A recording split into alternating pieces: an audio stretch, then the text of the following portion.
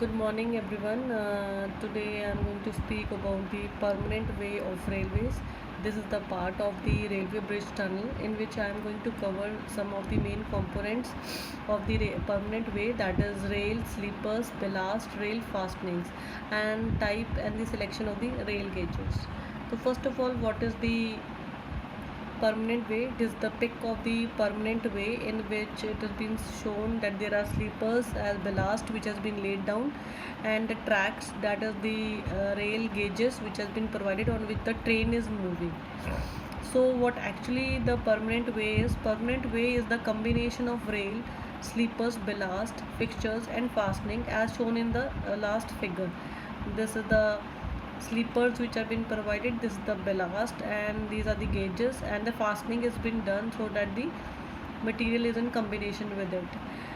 And the railway track is basically also known as the permanent way. So in other turn, it is basically the width which has been provided for the track on which the train can move in a uniform manner and with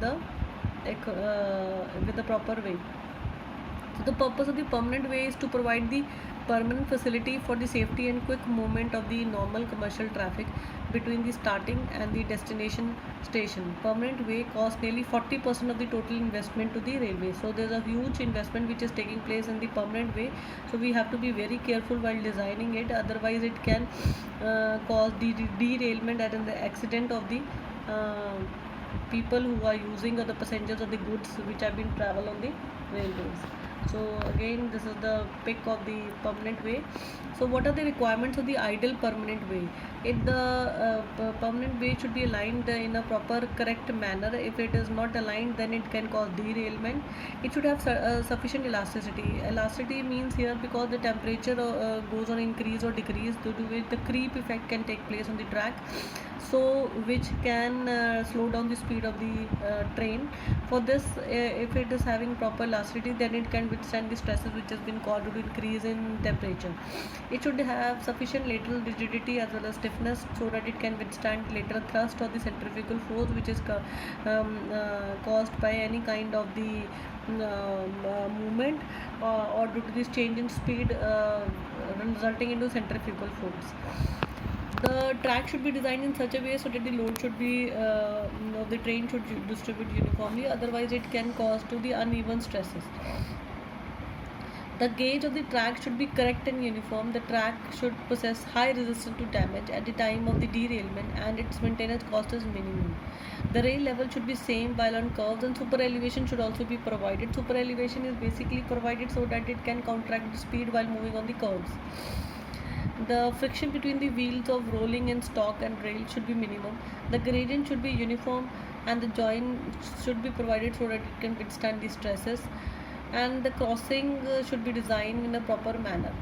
There should be a facility of repair, replacement, and damage of the portion of the track, uh, and it should be done in a adequate manner.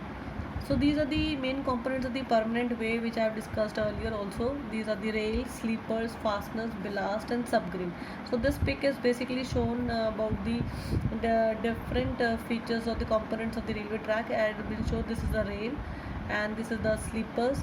These are the fasteners which has been putted so that the rail can be in contact with the sleepers, and this is the ballast, the load which is coming from the rail then to the sleepers and finally to the ballast. The ballast should be of a big stones which have been provided so that the load can easily be transferred to it. This is the cross section of the permanent way again, and it has been shown that how the subsoil or the subgrade has been prepared, over which the ballast has to be placed in a proper manner.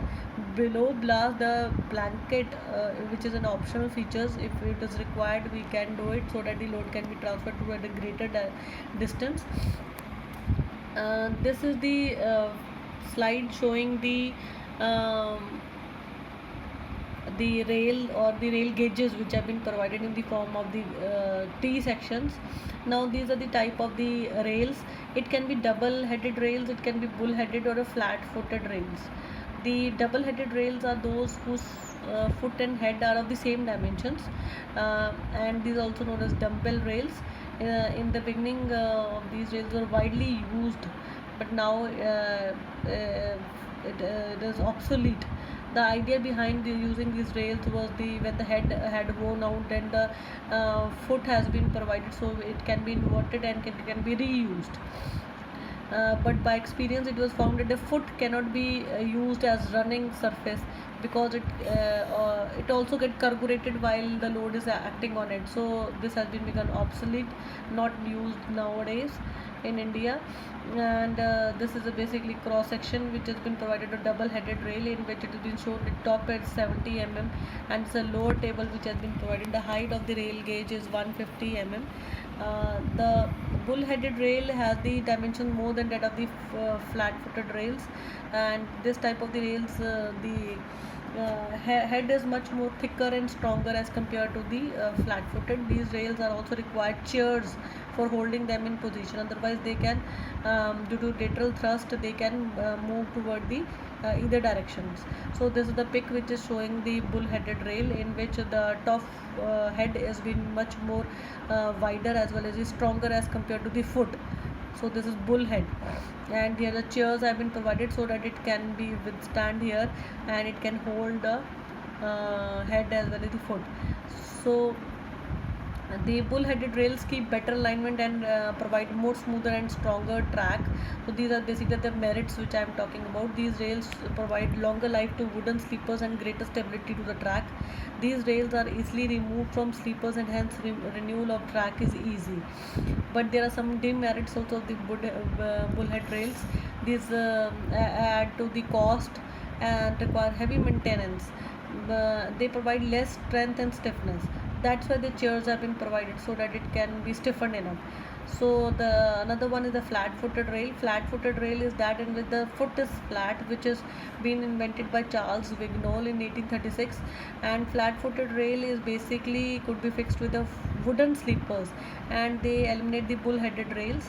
Mm, uh, these it was observed that the flat foot rails were not useful for the heavy type of the load and they could sink. To remove the defect, the steel bearing plates were used in the flat footed rail, and the wooden sleepers were used. These rails are commonly used in India instead of the bullhead and double head. Now the flat footed rails are much more common. So this is basically the flat bottom which has been provided, and the head, this is the web part. Here it has been connected with some kind of chairs and the stiffener, so that it may not dismantle or should not move toward the lateral directions. So these are the merits. It has more strength and stiffness. No chairs have been required in these positions.